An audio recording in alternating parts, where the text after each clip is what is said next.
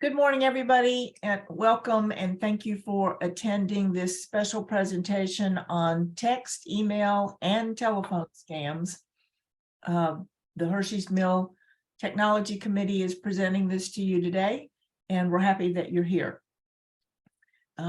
Remember, any personal stories, just save them till the end, and we will share them all at that time.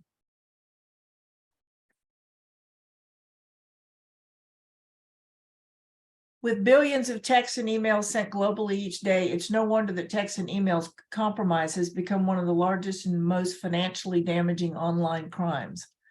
In a text or email-based scam, fraudsters send an email that appears to come from a known or reputable source with a seemingly legitimate request, such as updating a mailing address, payment instructions, or many other forms of extracting sensitive information or money.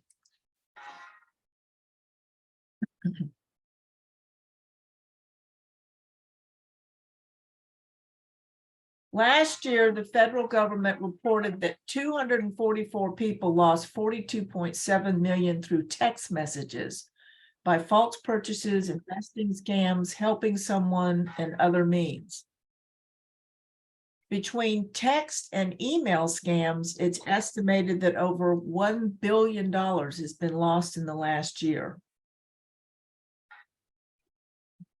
This is very important, what I'm going to say next, and we're going to talk more about it later. Some scammers will spend months being friendly or befriending someone only to scam them out of thousands of dollars. You may think you have a new phone buddy or a new pen pal. You may think you've come to know them and all about their family, but you will never know them or the truth. And again, we are going to talk about that more later, because that is probably one of the worst things that happens to our generation, because we tend to be more trusting. So why are we getting spam text and email messages? It might be because of your online activity, websites where you've registered or bought something online. I personally shop online all the time. They've got my email address. They have my cell phone number to send me a text to tell me a package is on the way. Many companies sell your personal information. You may provide your email address and even a phone number. That's what I just said. I do it all the time. The next thing you know, you're getting spam text and emails. But it can be completely random. If you have a cell phone or telephone with a landline, you're eligible for spam text and phone calls. Is it spam or a scam? If you don't recognize the source of a text, that's really important, or email message, it's safest just to go ahead and assume it's a scam. Relying on suspicious text or emails can lead to a number of bad outcomes, including phishing scams. For those of you that aren't familiar with that word, phishing scam is where they're trying to get information from you. And we'll look at some examples. Information that will compromise your bank account or any other kind of account, but your personal sensitive information. Identity theft. I personally have had identity theft 3 times. The last time was the worst. It was so bad I had a detective assigned to my case. Unintended subscriptions and opt-ins, and we're going to talk about how to avoid that. Scammers send fake text and email messages to trick you into giving you your personal information, things like your password, account number, or social security number. If they get that information, they can gain access to your email, bank, or other accounts, or they could sell your information to other scammers. And there are rings of people who do nothing but scam. Scammers often try to get you to click on links in text or emails by promising you something. They might promise you free prizes, gift cards, coupons, but they're not real. They might offer you a low or no interest credit card, but there's no deal and no card usually. Promise to help you pay off student loans, but they won't. Offer to purchase your home for a higher price than market, but they don't. We're going to talk about the home purchase scam because it's a big one going on in our country and other countries. You may find any of these things also when you're browsing online. You may be on Facebook and you may click on something on Facebook that takes you to a source or a URL outside of Facebook. You might click on something else there. I call it kind of going down the rabbit hole because it's so easy to do that. So you want to be really careful what you click on. Scammers also send fake messages that say they have information about your account or a transaction. They might say they've noticed some suspicious activity on your account, but they haven't. They might claim that there's a problem with your payment information, but there isn't. They might send you a fake invoice and tell you to contact them if you didn't authorize the purchase, but it's a scam. And I'm going to show you what these things look like. They might send you a package delivery notification, but it's fake. And that is definitely going on in Hershey's Mill right now. Probably all of these things are happening to people in Hershey's Mill because they're nationwide. It's not limited to us and just in Hershey's Mill. The messages might ask you to give some personal information, like how much money you make, how much you owe, or your bank account, credit card, or social security number to claim your gift or pursue the offer. Or they might tell you to click on a link to learn more about the issue.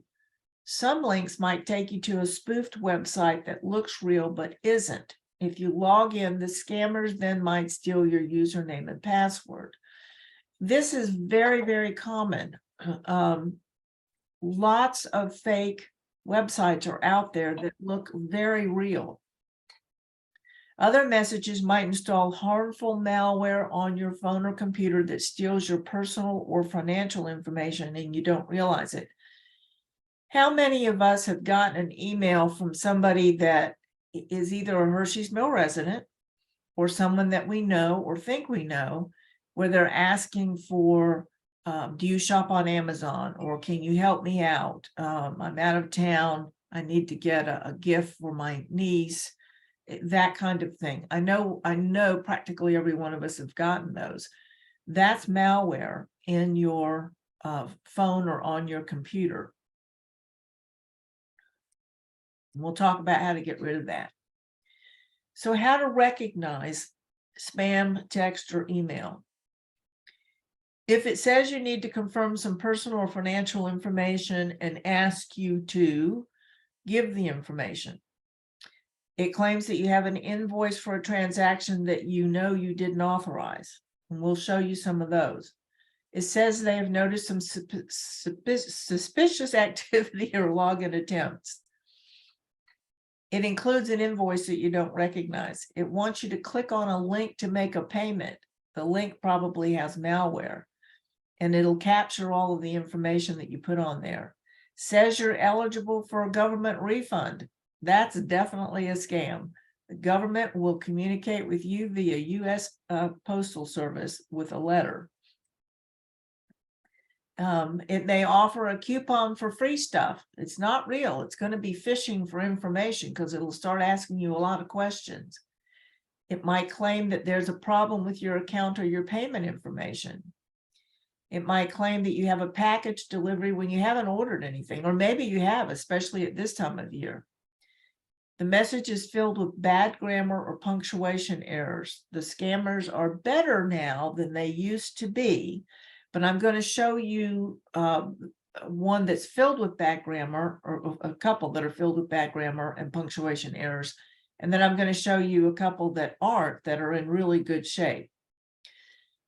Unusually specific ways to pay, such as gift cards, crypto, payment apps like Venmo, or prepaid debit cards. Arrest warrants or notices that your power will be turned off. Now, arrest warrants are one of the big ones today. You'll get an email and it says that there's an arrest warrant out for you because you missed a jury duty or for some other reason.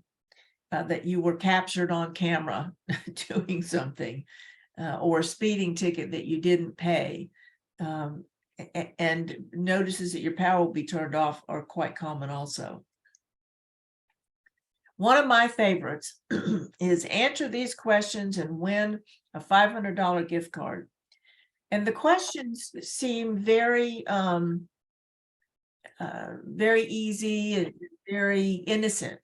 But in those questions, they'll throw in things like, who's your favorite dog, or what was your first dog's name?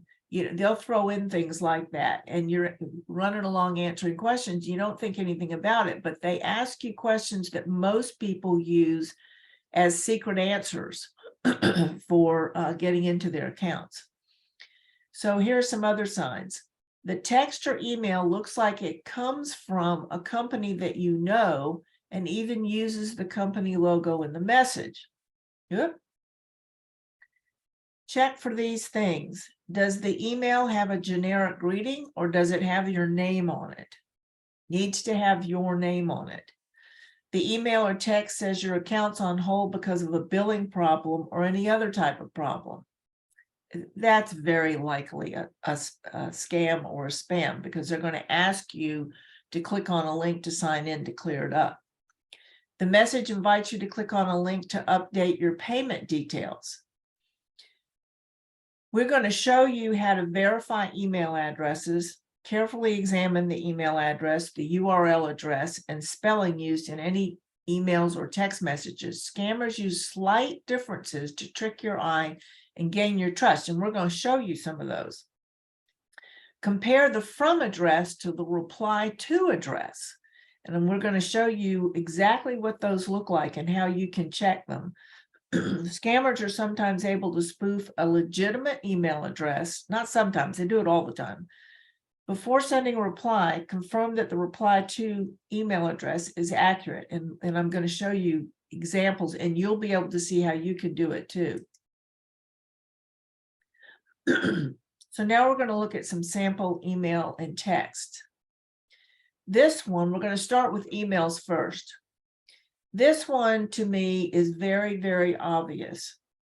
Dear happy customer, your purchase plan for Norton 360 protection. First of all, happy customer is more of an Asian greeting. It is not a greeting that a company in the United States would use. Your purchase plan, that's all in caps and bold. Companies don't do that. The plan says that you are paying $365. That gets a lot of people's attention. And then it says, if you wish to cancel this, which implies that they're charging you for this, right? And that phone number down there is actually 808, I believe, is in Hawaii. So then it says, always open to help you, in regards, lowercase. This is not an email that a company would send out. So let's look at some things here. Look at this return email right here. That's not from Norton. And then it's to consumer 3366@gmail, blind copying our email address, right?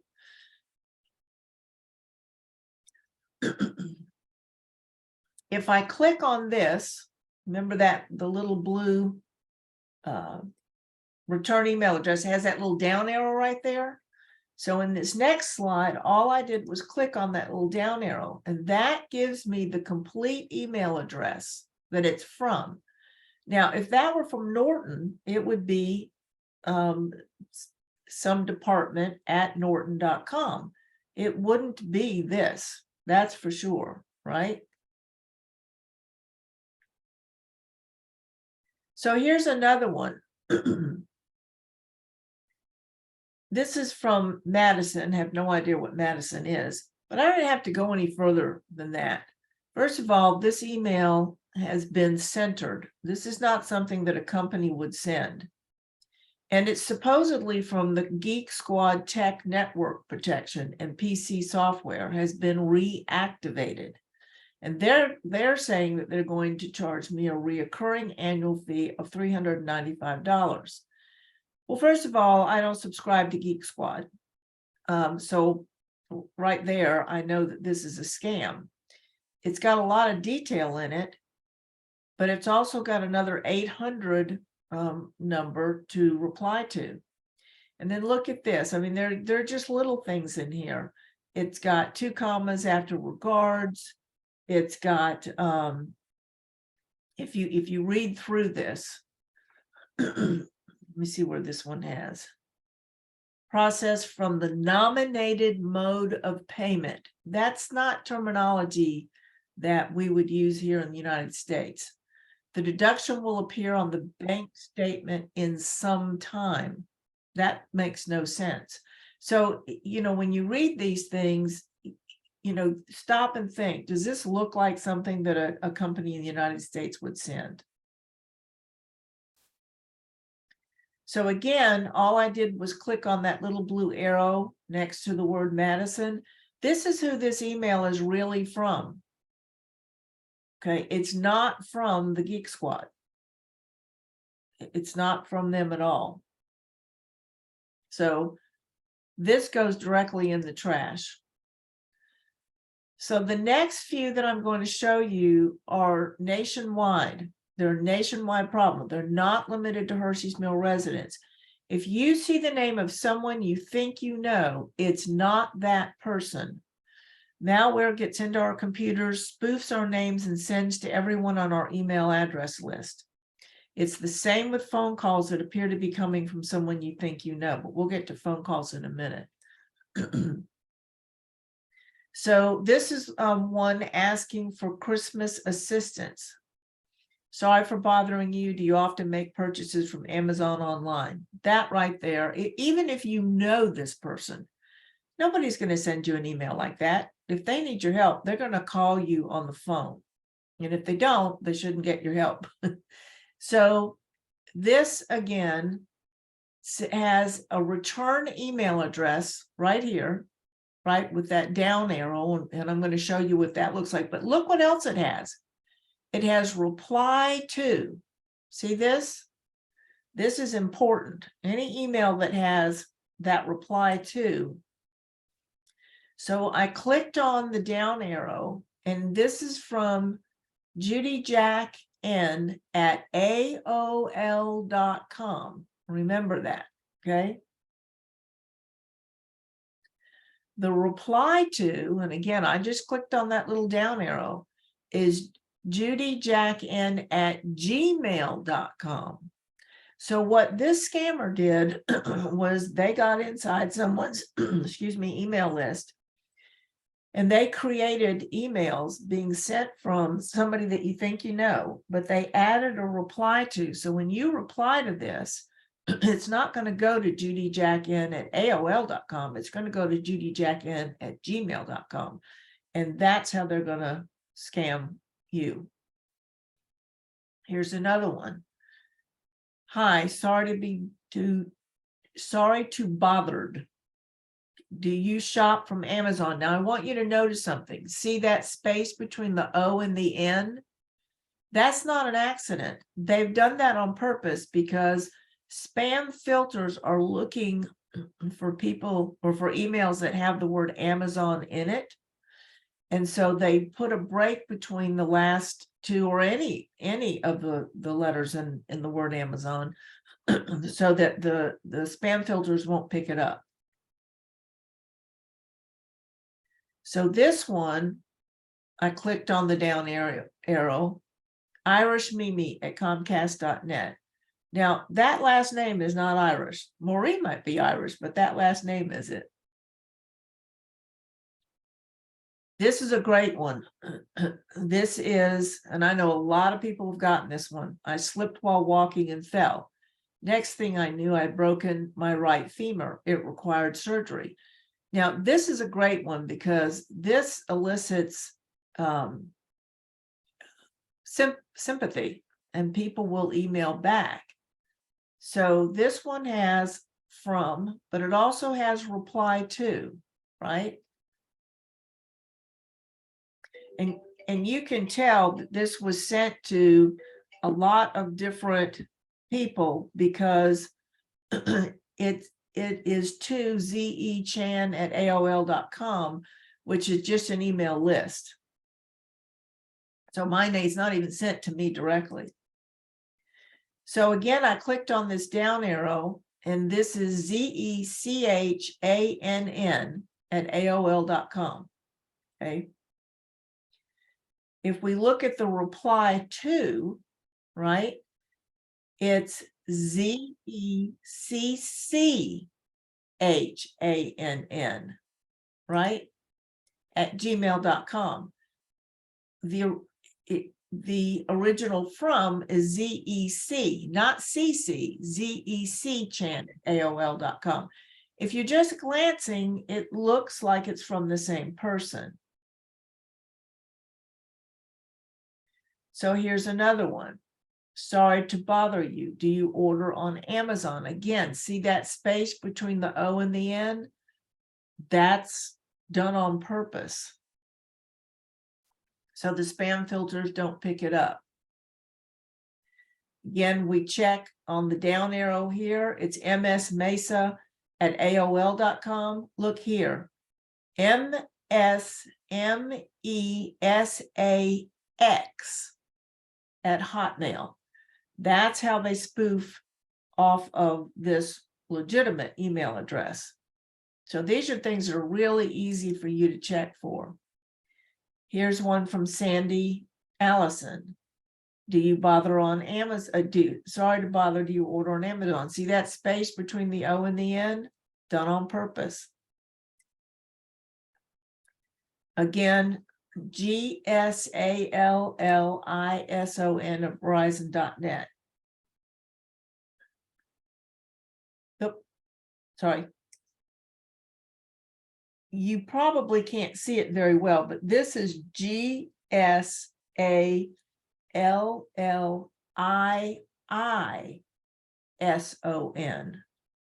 So it's really easy to trick the eye on these things. But just know, if you get an email that says anything like this, asking for help for a gift card or, for shopping on Amazon, that kind of thing, it's a scam. So here's a good one. This is a Medicare plan. Welcome to Medicare quote.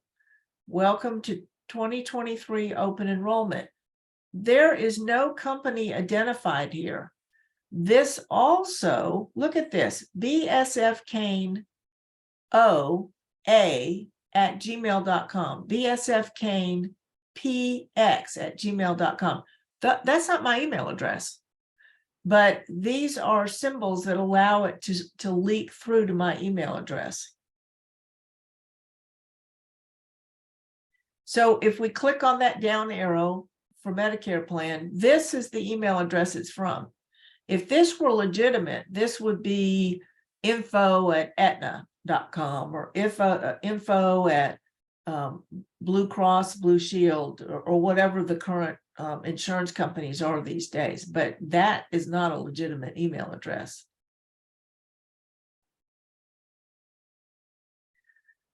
UPS, this is going around like crazy. This is UPS feedback at techno.pack. Something else. We'll look at that on another slide. But again, this is not my real email address. And it's got something for me to click on. And it's got a picture of a UPS truck at an intersection.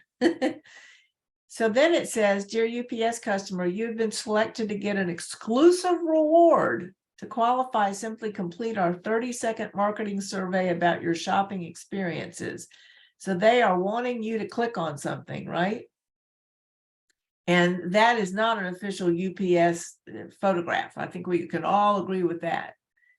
So let's go on to the next slide. Again, all I did was click on that little down arrow next to the from name. And here's the complete email address. That is not from UPS, right? Because it would say at ups.com. So we can tell right away that this is a made up email. Here's one from Amazon. Now, is this one real or is this one fake? So one of the things that tells me that this is real is that it says, "Hi, William, your package has shipped." It has our name. In this case, Bill's name, of course, but it has our name. And we are expecting a package. And it's down here where it says ship to, it has my name in Westchester. So this has a lot of legitimate things in it. It has no errors in it. And when I click on the Amazon.com, the from email, it says shipment tracking at Amazon.com. That's a legitimate email address. Now, here's another reason why I know this is legitimate. Just before that one came, this one came. This one said, "Hello, William." Again, it has my, oops, sorry about that. Again, it has Bill's name. And it says, "We'll send a confirmation when your item ships." It has no errors in it, punctuation or spelling or grammar. And it has the same dollar amount that's on the next one. So I can trust this one pretty well. And this is, it's got Amazon.com to click on, but I don't even have to click on that. What would be the better thing to do? The better thing to do would be to go to Amazon.com myself. But those are reasons why I feel like that the first one I showed you is real. Now this one is from the Geek Squad. And this is one of those ones that tells me that it's going to charge me this time $417. Now see, this one actually uses the Geek Squad logo. Now, today with computers, we can take screenshots of things and embed them in emails. You know, we can make up all kinds of things that look very real. So this is from SERY, Siri, to undisclosed recipients, blind copied to Sherry Lee Fitz, which is my maiden name. I had my original email address long before I got married. So that's why it says that.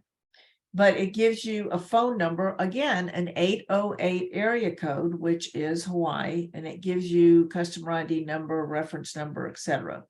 And it says that I have 24 hours to authorize this charge, and if I've not done so previously, don't hesitate to get in touch with our customer service to cancel your annual subscription and receive a refund immediately. So they're telling me that they've already charged this, right? Nope. My finger is slipping here. So let's take a look at this further. So here is Siri's information. This is the email address that it was sent from. That is not from the Geek Squad, right? This one, and I took these off my my phone, which is why they look a little different. This is a great one. This is from Ace Hardware. Look at this. They've even used the logo. 2023, Happy New Year. Enter and win a brand new Milwaukee power drill. Now, if you know anything about power drills or you're interested in tools, Milwaukee is a really good brand. But look at this up here. Look at this spelling. Capital letters, small letters. Ace Hardware would not send anything with that in the message, right? And then look at this, capital letters, small letters, it's even hard to read, right? So right away, that ought to make you think that that's a scam. So when I look to see who it's really from, it's from Sumo Society at anonsensicalword.com. Sherry, this is Bruce Decker. If you can hear me, I've lost your audio. Oh,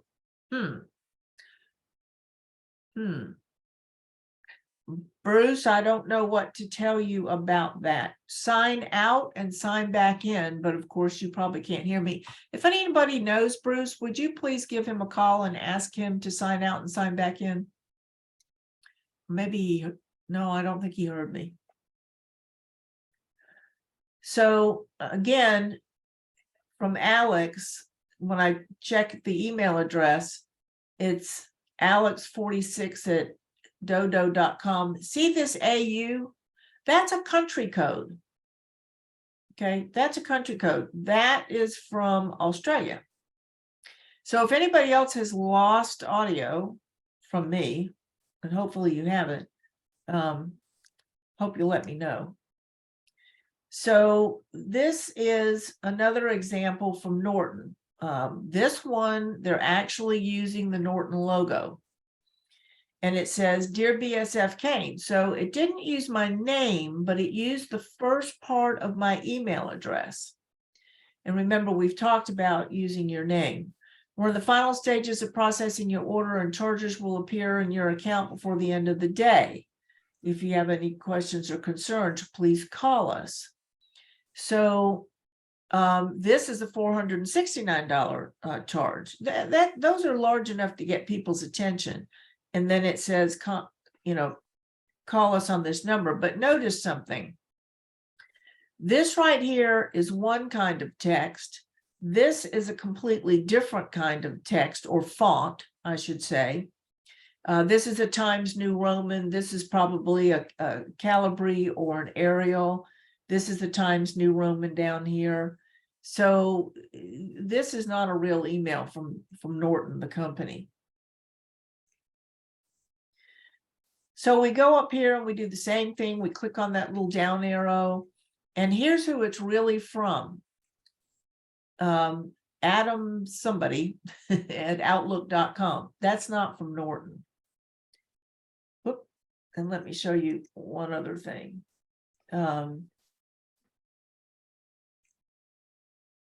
Nope, I think I covered it all. Okay, so here's another one.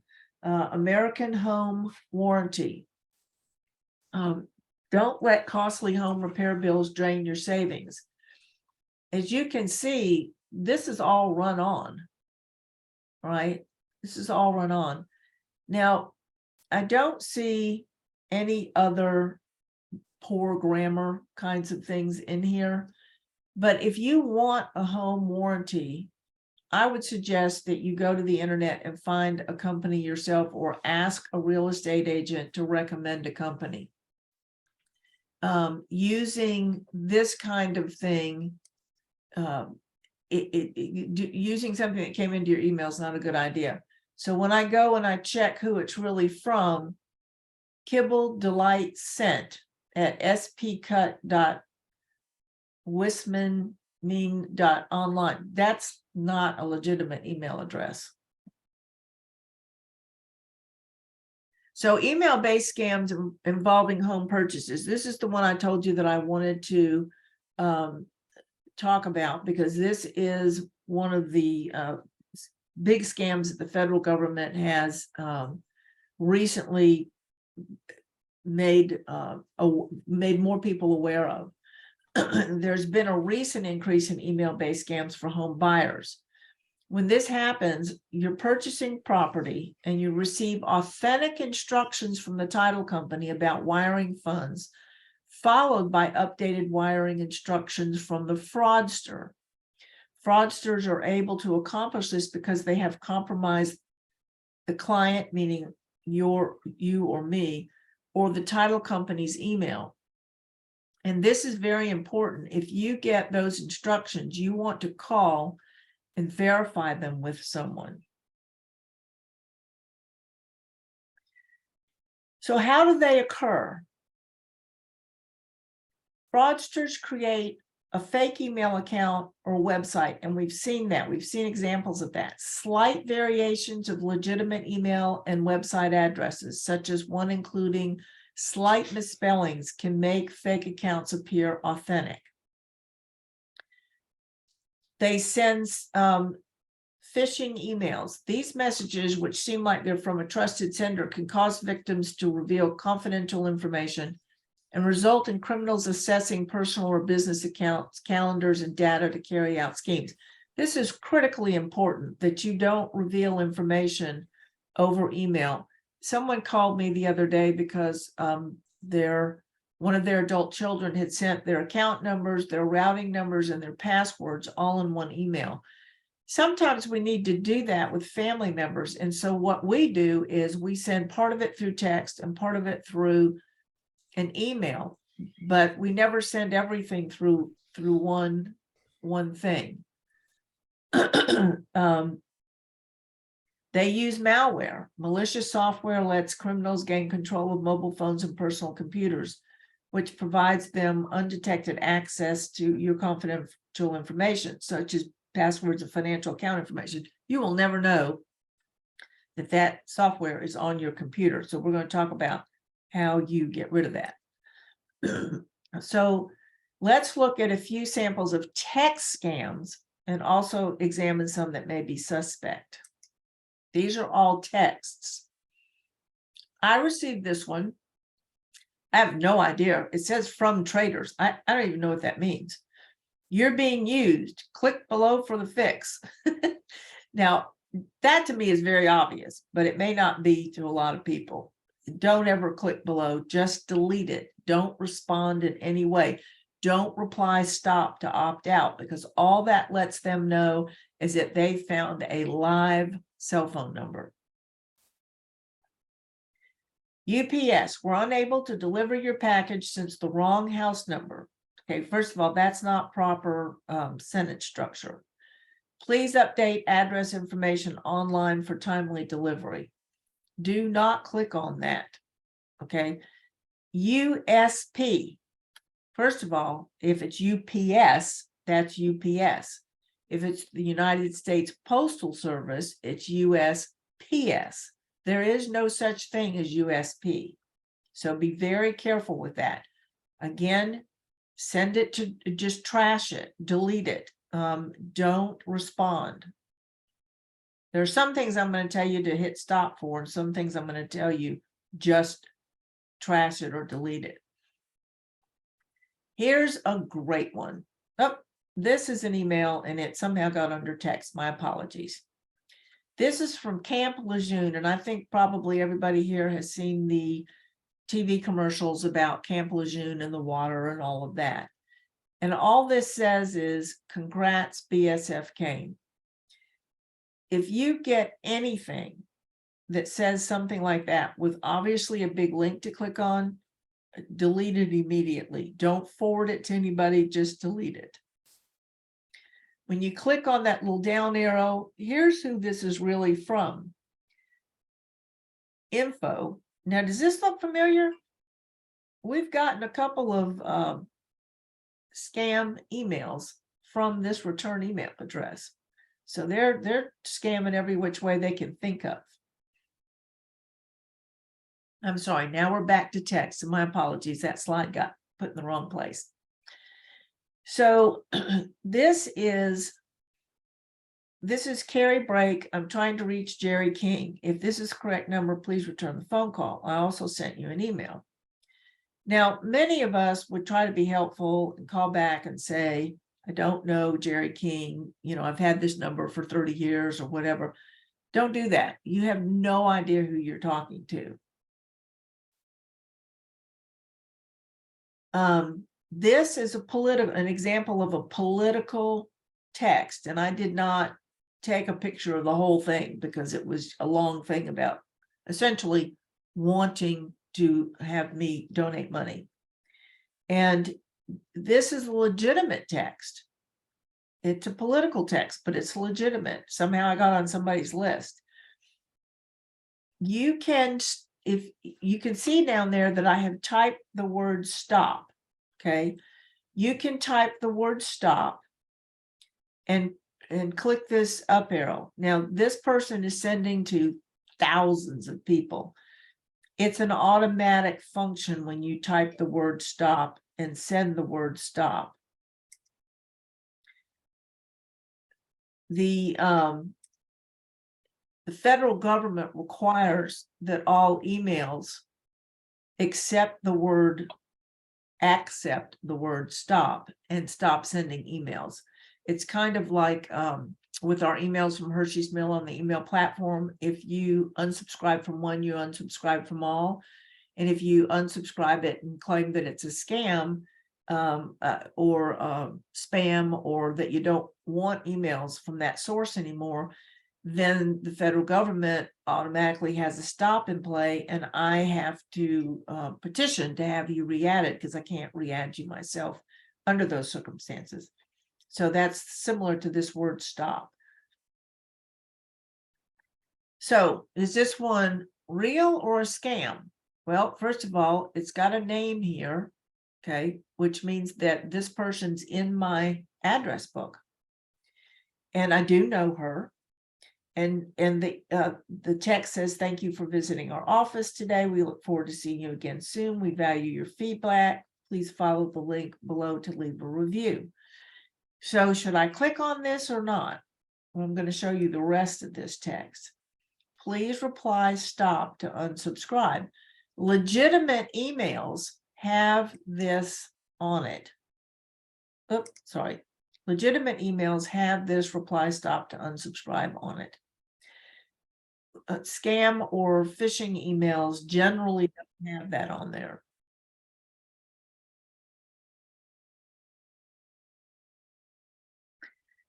So typing in the word stop is an automated feature required by the government for all text. Nobody's going to be upset about you doing that. It's just a requirement of the federal government.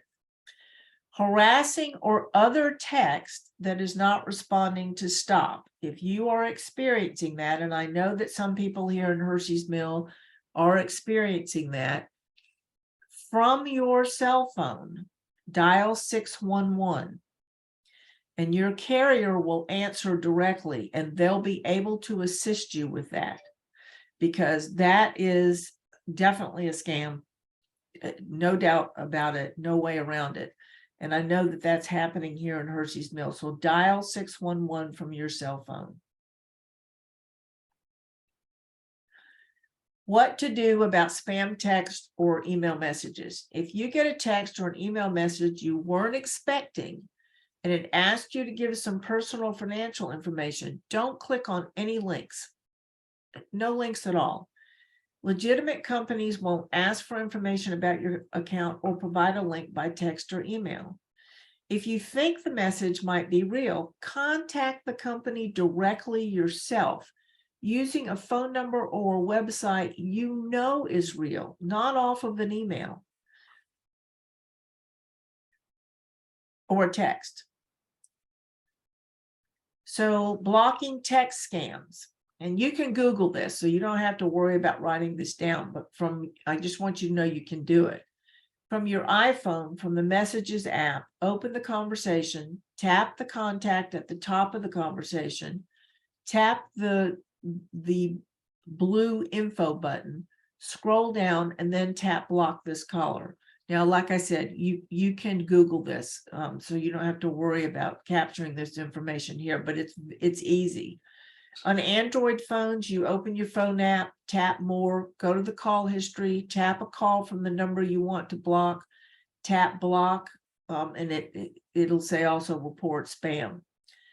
The contact won't get a notification that the caller message was blocked. When you block an email address from mail, it goes to the trash folder. Email blocking works across all your Apple devices. When you block a text message, it goes to your delete file. So nobody's going to know that you did it. You're not going to offend anybody, but I will say this. I probably have 200 blocked numbers on my phone, and because they're all from spam. And they just keep changing the phone number that they're sending from, but at least the original ones can't call back or text. So how to filter unwanted text messages, and this you might want to write down. I'm going to give you a URL. How to filter unwanted text messages or stop them before they even reach you. Through your wireless provider, your cell phone provider, your wireless provider might have a tool or service that lets you block calls and text messages. Check out, and you want to write this one down, ctia.org.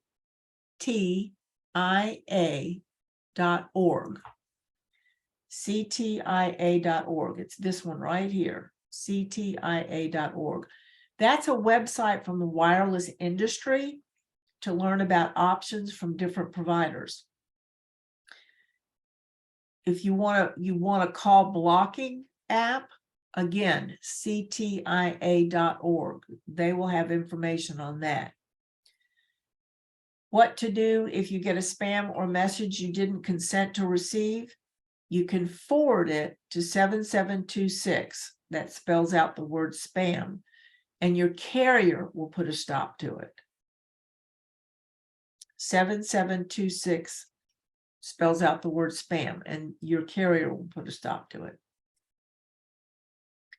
You can also go to the website of the U.S. Federal Trade Commission, the FTC, at this email, at this URL, and you can learn about more ways that scammers target unsuspecting people via text. And that's consumer.ftc.gov/articles/how recognize and report spam text messages. And I know it's left out the word "to," but that's not in that URL. Harassing or other text that is not responding to stop, again, dial 611 from your cell phone. Your carrier can assist you.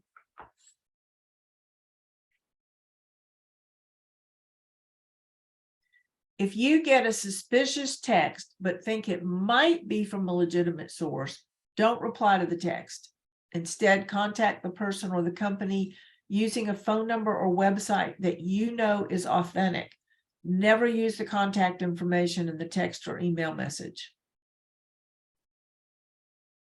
So let's move on to phone scams, because they are also on the rise. Here are a few situations that occur, and I know you've probably all experienced this. You say hello and there's no one there. You say hello another time. After a couple of hellos, someone comes on the line. This is a fraudulent call center operation.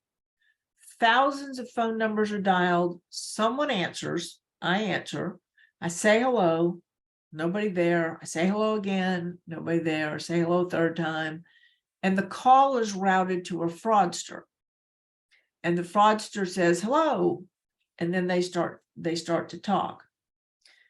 The caller says she or he is from a police organization raising funds for injured police personnel. If this is a legitimate cause, only a very small percentage of the money gets to the police fund. Groups will say they're raising money for worthy causes and only give a small portion, if that. Police departments do not call or have, retired policemen or injured policemen calling asking to raise money. They don't do that. And if you give money to these causes, maybe a little bit of it will make it there, but maybe none of it will make it there. If you want to support your local police fund, you call your police department or your sheriff and say, how do I support you? It's just like with our fire department up here that we donate money to every year. And I know Hershey's Mill donates money to every year because they do so much to support us. You want to donate directly to them, not through anyone. And they'll tell you that they're with that police department, but they're not. So just call the police department. The caller says she or he is from Verizon or Comcast or AT&T and is calling to upgrade your TV and internet for free. Then they ask you to go to your computer, give them sensitive information like your modem number, your password, and then they start asking you for more questions. And slowly but surely, they get information that you don't want them to have. And how do they use this? Well, sometimes they'll open second accounts in your name and they won't pay the bill. And the bill will end up coming to you months and months later, but it'll end up coming to you. Here's another one. You say hello and there's a brief pause. Then you hear a hello. You may say hello again.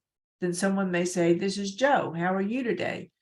No matter what you say, the next comment's going to be something like, "Great." And then they launch into whatever the scam is. This is just a recording. It's not even a real person. And if you listen long enough, it'll lead to a live person. And then the scam will conclude with a request for personal information, your credit card number, or other compromising information. Thousands of phone numbers are dialed again. In this case, someone answers and the call is eventually routed to a fraudster. It's software that is looking to detect your voice and answer. Here's another one. The caller says she or he is from a known organization raising funds for any number of worthy organizations. We all know who they are, everybody from Salvation Army to any of the big ones out there, the children, ones for the children, ones for animals, etc. It sounds like a legitimate cause, and they say they're from a worthy organization, but if any of that money gets to those causes, it's a very small amount. Here are some more. The caller has a difficult to understand accent and is trying to sell you something or ask for your personal help.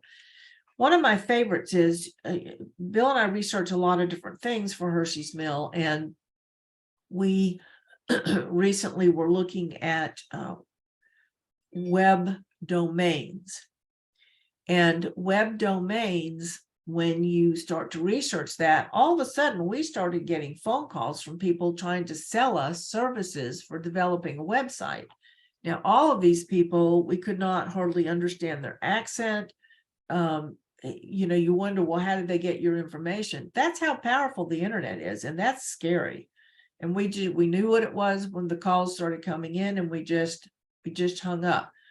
We used to be very polite, take our time, but they just try to hook you in.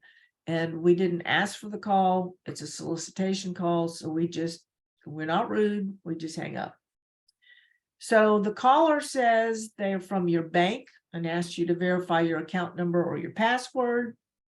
They may say that they're from the Social Security office and ask you to verify or prove that you are who you say you are by giving them your Social Security number. That one always amuses me because they called me, but I have to prove to them that I am who they are calling. Your local police station calls and says they have an arrest warrant for you for any number of reasons, and unless you pay a fee or back due bill of some kind.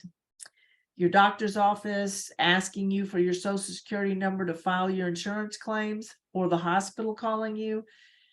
Let me make this really, really clear, and let me say it twice. Do not ever give your Social Security number to your doctor or to the hospital. And the reason for that is they don't need it, number one. And number two, that is the most unsecure place that you can give your Social Security number to, because nobody there secures your Social Security number. Many people have access to those files. So don't ever give your Social Security number or to your doctor or the hospital or any kind of medical clinic at all. They don't need it. And if somebody insists, which they're not supposed to, make one up. They will never use it. They have no need for it. The power company saying your power is going to be cut off. The caller says he's a grandchild, great niece or nephew, and needs money wired to them. Someone may call and say, this is one of my favorites. Do you know who this is? Acting as if you should really know who they are, and pretend to be a relative in trouble asking for money. Eventually is where that will go. Beware of all calls from someone you don't know or from a source that you did not initiate. Beware any caller asking you to pay by gift card, Venmo, prepaid debit card, or any other out of the ordinary method. Stop and think before reacting. These people are well versed in making you feel a sense of urgency that you've done something wrong and here's what you have to do to correct it. They're very well versed in that. They know how to push your buttons, pull your strings. They know how to do this. Your bank will not call you and ask you for sensitive information over the phone. Anyone who calls you and asks you to prove you are the person they are calling by divulging sensitive information is suspect. If there's an arrest warrant for you, nobody's going to call you on the phone. They're going to come knock on your door. Your doctor does not need your Social Security number to file insurance claims. Do not give your Social Security number to your doctor's office, clinic, hospital, anything medical. They do not need it in our insecure environments, or unsecured, I should say.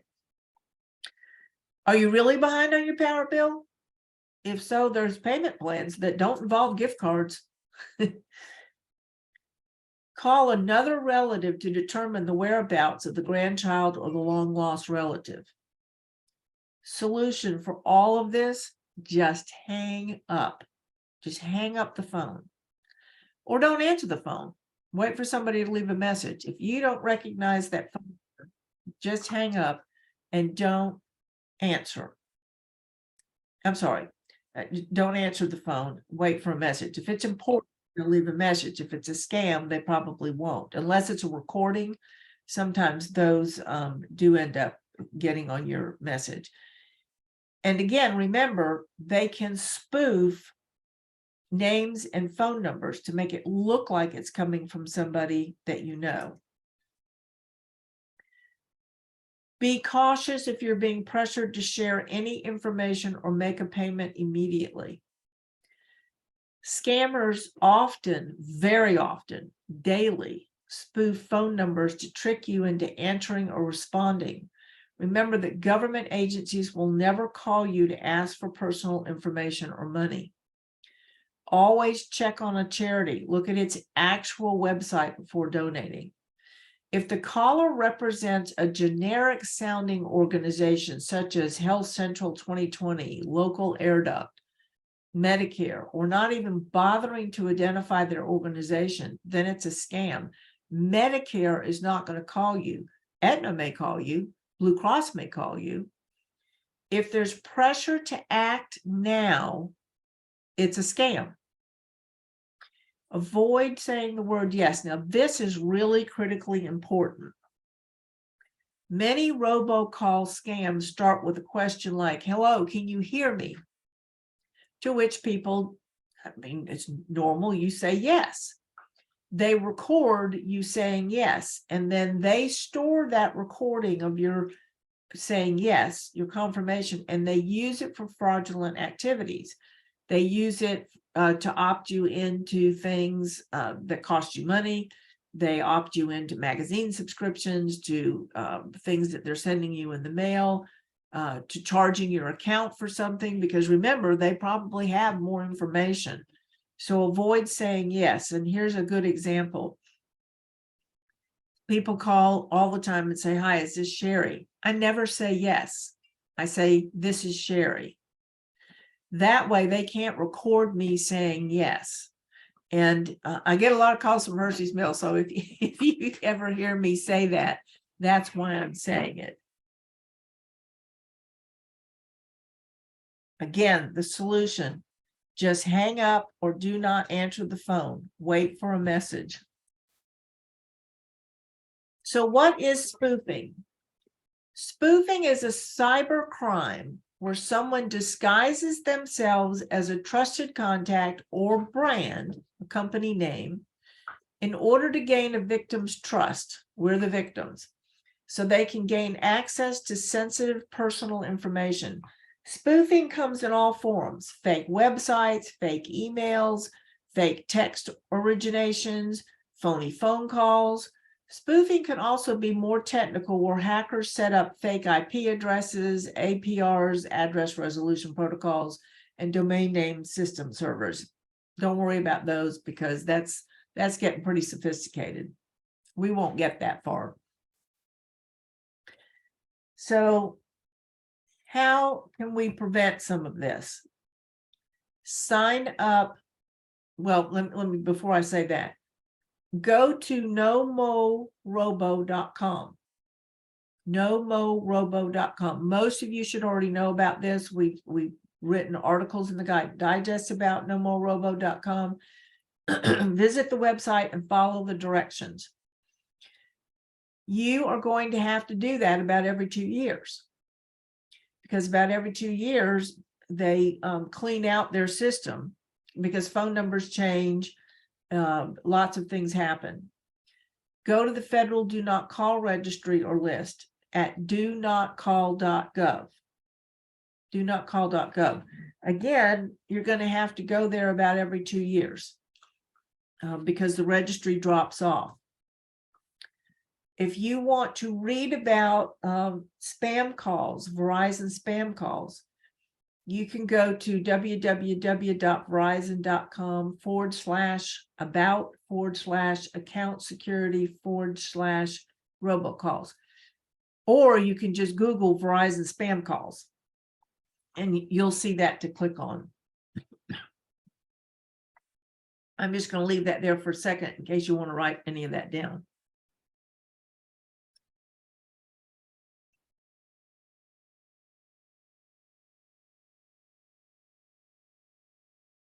So here are a couple of really important scams that are very easy to get involved in. One is called the romance scam, and it's one of the most difficult to determine.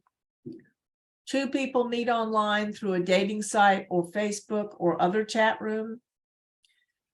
Legitimate chat rooms, it can be any number of things. It can be chess playing or knitting or sewing or anything that you might have an interest in. It can be flying model airplanes. The relationship begins as friendly. They'll start to ask you personal questions. They'll share stories of their own life and befriend you, all through a fake account and a fake identity. These things can go on for months, and you think that you have a new friend. And then eventually they will ask you for money. And you think you've got a friend, they've been in contact with you, practically daily after a period of time. And hundreds of millions of thousands of dollars are lost this way. Jury scam. This is a really common one also. A fake law enforcement officer will call or email stating that a court date was missed or that a warrant has been issued. Get their badge number and call the sheriff's department. IRS calls. A caller will threaten and ask for money. The IRS will send you a letter and they will never ask for payment over the phone immediately. Any caller asking for payment or money for anything in the form of gift cards, prepaid debit cards, Venmo, it's a scam.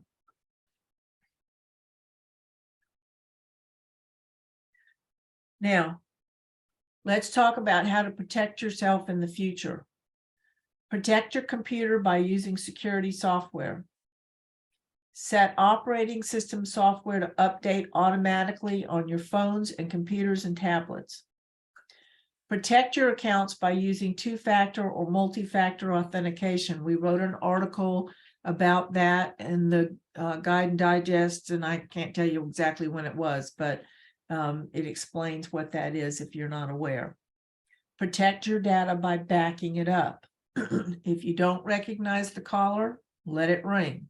If it's important, they'll leave a message. If you recognize the caller ID and it is not that person, hang up immediately because that's definitely a scam. Now, let's talk about protect yourself in real time every day. Be careful with the information you share online and the details others share about you online. Scammers often use personal or common information such as pet names, schools you attended, links to family members, and your birth date to send phishing emails, guess your password, and answer your security questions. So we go on Facebook or we go on Instagram. Be careful what you say. Be careful what information is out there. Think before clicking or downloading. Don't click on anything in an unsolicited email, text, social media, or messaging application message asking you to update or verify account information. Never open an email or text link or attachment from someone you don't know. and be wary of email or text attachments forwarded to you. And even if you get a text, a message, or an email from somebody you do know, and they're suggesting that you click on a link, call and verify it. People have called me many times and have said, did you actually send this? And I've said yes or no, and vice versa. Verify email addresses. Carefully examine the email address, the URL address, and spelling used in any email or text messages. Scammers use slight differences to trick your eye and gain your trust. And remember, we just looked at a number of ways to do that and how easy it is. I mean, some of these things I had to look at really carefully to figure out what the difference was. Compare the from address to the reply to address. Scammers are sometimes able to spoof a legitimate email address. Before sending a reply, confirm that the reply to email address is accurate. Do not forward a suspicious email or text ever to anyone. We get people forwarding scam emails to us all the time saying, is this real or is this a scam? Don't send that to me. I don't want it. So trust but verify. We've all heard this phrase before, and today you just simply have to do that. What to do if your email address was used when friends or neighbors received an email that looks like it was from you? Change your password immediately to your email. This is a nationwide problem. It's not limited to Hershey's Mill. Change your password. What to do if you clicked on a phishing link or opened an attachment. Run your security software and allow it to remove anything it sees as harmful. If you have clicked on something and you're afraid that you've given out information that you shouldn't have to an illegitimate or a not legitimate source, go to identitytheft.gov. Identitytheft.gov. That's right down here. Identitytheft.gov. Does anybody have any questions? Let's open it up for questions. Everybody can unmute yourself. Can you put that last screen back up? Sure. Thank you. Is this going to go to the website, the No, Hershey's? it's just for my reference stuff. No, I'm trying to talk to. I got you. Did you say you're going to put it on the Hershey's Mill website? No, it will go on Hershey's Mill YouTube channel. And I will send an email out like I do periodically with the link for it. Oh, because I don't know how to get on that, but you'll send it to us. Yep, all you'll have to do is click on the link, but you have to read the email about the Hershey's Mill YouTube channel when I send it. I will. That was wonderful. Thank you very much. You're very welcome. Any other, Yes, Sherry, I've just raised my hand on the thing. Should I wait? Robin, I got you. Go ahead, Robin. Okay, I believe I put my social security number on forms at my doctor's office in the past. Would it be appropriate to go over there now and ask to have them deleted? You know, I hate for you to make a special trip. No, but I'm just saying, is that advisable? Yeah, yes, just tell them you want to remove your social security number. And, Okay. you know, not everybody at the doctor's office understands that that's optional and they have no need for it. So somebody may argue with you about taking it off. Okay, thank you. You're welcome. Jerry, Yep. this is Janet. We've been on like my computer and all of a sudden I will get something that sounds like an alarm. I should evacuate the house. That says, you know, this is an emergency. Don't turn off the computer. Don't do anything. Call. Of course, they always want you to call some number or something. A new we one. just turn off the computer. Is that the best thing to do or the only thing that we should do? I've never heard of that one. That's a great one. That's absolutely fantastic. Well, I've had it happen twice. That's amazing. Do you have a security software on your computer? Like Norton or, Yes, Need to run I have your- McAfee. yeah, you need to run your McAfee and let it get rid of that. Okay, That's fabulous. I'm sorry. I think it's fabulous just because I think they're so creative, you know, with their scams. I didn't hear. well, it's very alarming because it's loud, it's you know, that kind of a sound. Yep. I mean, it's very unsettling, Yes, it is. And it's designed to be. right? But for now, the best thing is just to turn it off, right? Well, Computer no, run your McAfee. in the Mac. Okay, Right. Do that right away okay. because that's. I had that happen to me a couple of weeks ago, and it sounded like the world was on fire. Right, I wasn't about to, in the middle of all the sirens, I wasn't about to try to look up my Norton to run it. I literally turned the computer off. I just cold turned it off. And that seemed to stop it. Nothing ever came of that. Yeah, but Right. it's still on your computer, so I would definitely run your antivirus software. okay. Sure. Thank you very much. This was very informative. Yeah. Oh, you're very welcome.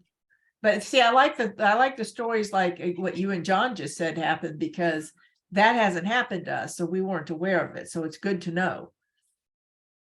Yeah. Sherry, I have a question on McAfee. Uh-huh.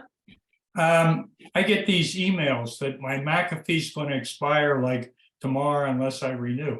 I don't have McAfee. I have Apple products. So, I mean, I delete them, but it seems to be, you know, they're telling me that it's expiring and I'll have no protection. So, Yep. Those are just scam emails that are phishing for your information. And I have another question on, it seems like credit card. I mean, I've had illegitimate stuff in the credit card and I've always gone to the credit card company, they always take it off. And it seems I remember there's like a $50 personal liability on credit cards, like if somebody puts something on illegally. So that's not really a big risk. Banks, I don't know what the deal is on banks. I know on the notes that you sent out about sending checks in the email. I was talking to somebody recently and they did that. They sent out a $30 check and it was a couple $1,000s and it got cashed. And I said, oh my gosh, I said, you know, and you had no recourse? He said he did. He said he had to go through a lot, but the bank did reimburse him. So I don't know if banks have any limits. Well, they do have limits and a lot of it depends on the situation, but I want to say something before I forget. This is really important. Every credit card has this. Bill, we have more than one type of credit card, of course, but the one we use the most, we have a setup with it where every time we charge something, and I mean every time, Bill will put gas in the car, put the credit card in the machine, right? Before he actually gets back in the car, we've gotten a notice about how much was charged on that credit card and by who. And we were sitting here one night watching a movie and one of those notices came across and Bill looked at me and he said, did you just charge, you know, XYZ on the credit card? Not, you know, we're watching a movie, you know, and I said, no, because it's immediate. And we didn't recognize the company, we had no idea what the dollar amount was for. We were able to call the bank immediately and they reversed the charges. In fact, they sent us a new card. Now that happened to us twice in about a 30-day period, and they had to send us 2 cards. But that is a feature that for your credit cards, you really ought to sign up for it because you don't have to wait till the end of the month when you get your statement. You know right away. And then the credit card company, they don't argue with you about it at all. They just simply reverse the charges. So that's number one. Number two, on the checks and that kind of thing, you know, they'll ask you, did you loan your credit card to anybody? Did you give a blank check to anybody? That kind of thing. They're looking for risky behavior on your part. And if you tell them, oh yeah, you gave somebody a blank check or that kind of thing, they won't, under those circumstances, they won't reimburse you, but I believe that the limit at the bank is $10,000 per occurrence. Mm. But things change so quickly with that kind of thing that you really have to ask your bank. That's nothing I would feel comfortable about. And the $50, I actually haven't ever had a bank really make me absorb $50 or anything like that. But I think it's an individual thing. So. Credit card has to be in your possession. If it's not in your possession, you're liable. Right. Bill said that your credit card has to be in your possession when a false charge comes across. And if it's not in your possession, then you're liable. In your possession, then you're liable. Like, don't give your credit card to your adult children. Not that your adult children would do anything illegal with it, but it's not in your possession. 'Cause That's when- why you report them immediately. Yes, report, don't wait, report immediately.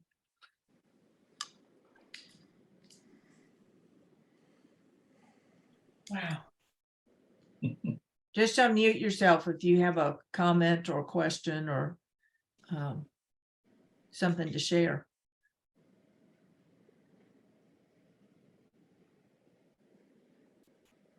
Sherry, I've got a question.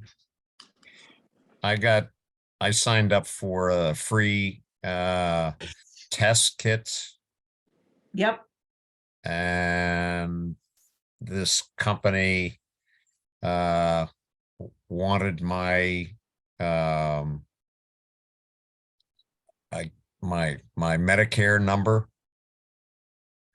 But now I'm also I keep getting these kits, and I got enough kits for the whole mill at this point, I think. And I called and told him to stop. I've got enough to last me for the next 10 years, I think. that's great, Um, George. Is there a problem? I mean, are they gonna try to charge for those, or what's the? Well, Medicare had a program where you could get, I think it was 2 kits every 30 days, up to 8 kits. So Yeah. if you did it for you and your wife, then you should have 16 kits. If you just did it for you, then you should have, I think, 8 kits. Yeah, well, I got 4 boxes twice, so that have 2 in each box. That's normal. Okay, that's good. No, it was a program that Medicare did, and not everybody applied for it. We did it just because if we felt like, if we knew somebody, a neighbor or a friend here in Hershey's Mill who didn't have any tests, we could loan them ours, or not loan them, but give them ours. So we did the exact same thing. But no, they shouldn't charge you. Of course, that's sort of a misnomer, George, because we've all paid for it in our taxes, right?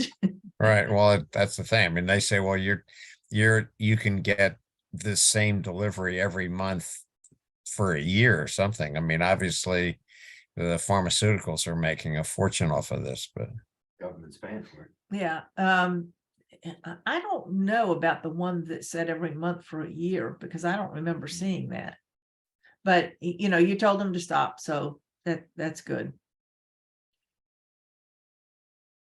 Jerry, I have a question about the phone calls. I'll tell you that I would have gotten rid of my landline altogether, except that Hershey's Mill requires it for the security system and to let people in through the gate. We get these calls 3-4 a day. We just let them ring through. We don't answer the landline at all, unless it identifies somebody that we know, and maybe 1 out of 10 or 12 calls that are actually legitimate. Is it better to let these scammer phone calls ring through to the answering system? Is it better to pick up and immediately drop down? Is there anything that is telling them, okay, you've got a legitimate live number, but that we could avoid doing? Just let it ring through. Okay. That's what we've, most of them, of course, don't leave a message. And if somebody leaves a message, it's about half the time it's legit. half the time they're persistent. They'll even try to get you with your own message. Have you signed up with No More Robo? Come on in. Yeah. Yeah, I still get them. That's good because, well, yes, I mean, a few get through. I got one coming in right now. Yeah, we just let it ring. All right. You know, Thank most you. people that know you are probably gonna call you on your cell phone. People in Hershey's Mill, most everybody calls us on our cell phone. Well, the voicemail message says, this is our landline and we're not going to answer it. Call us on our cell phone. Now, some people, if we get it in time, of course, we can cut it off before it gets to the voicemail message. But otherwise, anybody who's listening is going to hang up. But a machine, of course, won't. Right, well, and that's what it is. It's a machine, but they're looking for certain things, certain responses. I mean, the artificial intelligence in these scammers is pretty good. Thank you. You're welcome.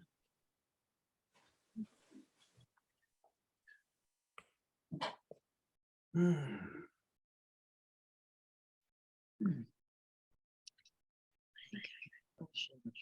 know what they are. Well, if nobody else has any comments or questions or stories to share, we will conclude this.